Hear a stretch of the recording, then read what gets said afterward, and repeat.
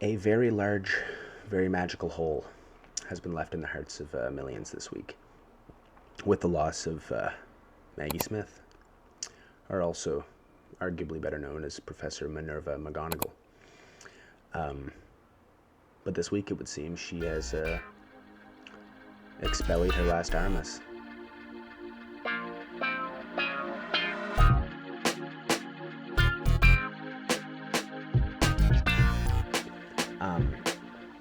But with that in mind, we're going to take the next 15 to 20 minutes or so and honor her memory. We're gonna shed light on her work in Harry Potter and how she has brought magic and brightness to the childhoods,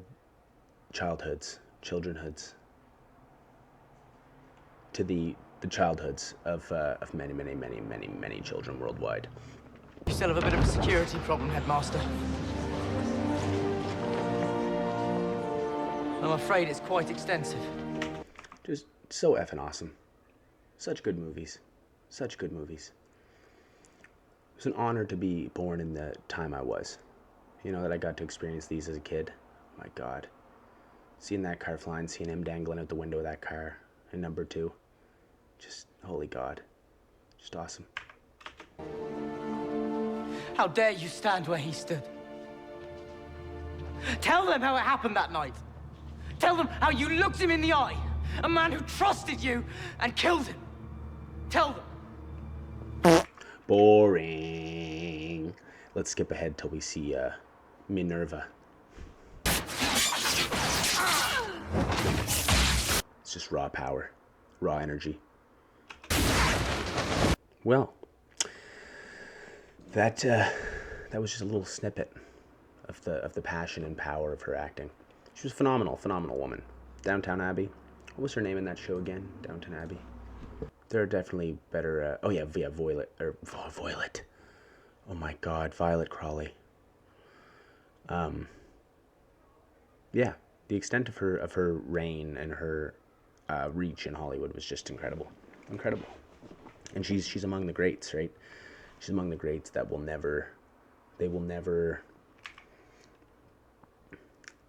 Actors nowadays just don't have that caliber, you know? You should be able to tell someone how you're feeling and make someone feel a certain way without even saying a word. That's what I believe an actor should be able to do. You're acting. You're not just speaking. You're not a public speaker. You're an actor. You invoke emotion and invoke passion in the hearts and minds of your viewers through how you present yourself and your presence and how you convey concepts and messages abstractly without having to be literal.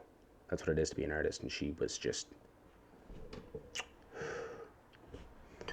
Let's take a second here to reference Miss Mojo YouTube channel and watch this top 10 Maggie Smith's moments. Probably won't get all through all 10 of them, but we'll get the highlights. 15 film depicts the true story of writer Alan Bennett's friendship with a curmudgeonly homeless woman, Miss Shepherd. Well, she wasn't exactly homeless. Shepherd lived in a decrepit old van and was allowed to park at Bennett's home for 15 years. I don't know. It might not be convenient. No, I've thought it over. Believe me, Miss Shepherd, it's all right. Just till you sort yourself out. Well, not convenient for you. Convenient for me.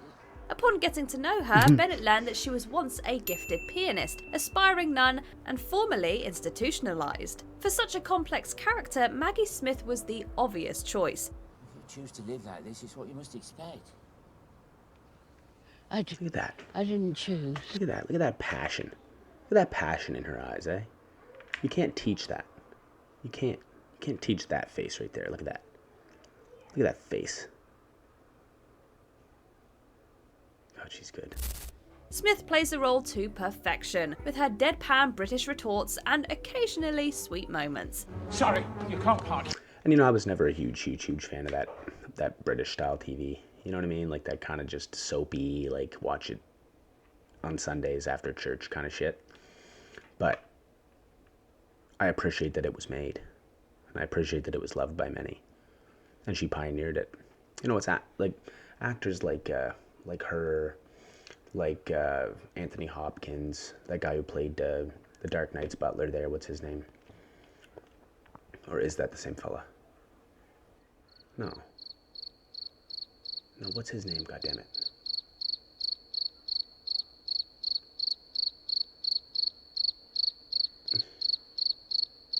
Maybe it was Anthony Hopkins. Bruh. I don't remember that information. And I don't really care to look it up. You know, we'll never have a series like Harry Potter again. In the same way that it was. Right? Lord of the Rings, nothing. Even Game of Thrones. You'd never get away with making the same content that they made in Game of Thrones. Never.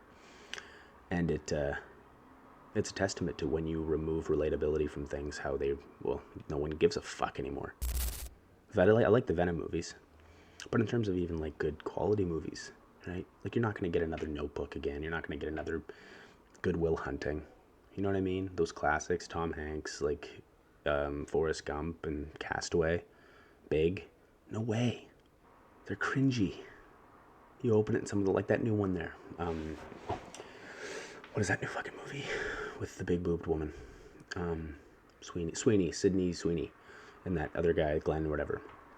What was it called? The More You Know or something like that. And it was them falling in love. That movie was asshole. It was absolutely bitter. I hated every second of it. I did. And the only thing that would be appealing in that movie are the hangers. That's pretty much the only draw. And they knew that when they directed. They're like, oh, we're going to cast this girl. She's a abysmal actress. But she happens to have breasts that are substantially big. And even that other guy. Like his acting it looked like I was watching High School Musical. It was pathetic. Plot was shit. It was just overly sexualized. Catch me in a weird situation. Oh, how did I get in this situation type shit. That's all it was the whole movie. And I get it. That's kind of what they were going for. It's plug and play. You know, they want to keep the audience on their toes. But still.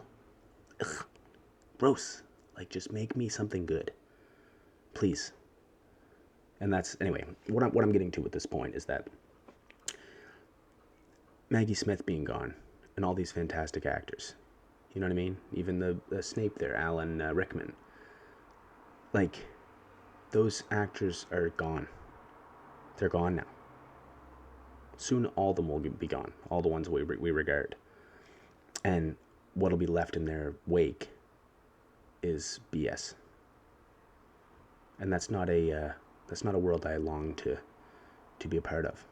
I really hope that something happens, you know, something with new film studios and new laws regarding what can be talked about change, because that's the only way we're going to have genuine, relatable content anymore. It's the only way. But yeah, thank you for watching the Jakology channel, and stay tuned for a new one. I'm thinking about doing a video on Gen Z and just the gibberish, the new lingo and the slang terms, because I mean, I'm 26. I'm no boomer, but I'm also I'm in the middle. But some of these things that they say is just, it's just brain bustingly stupid.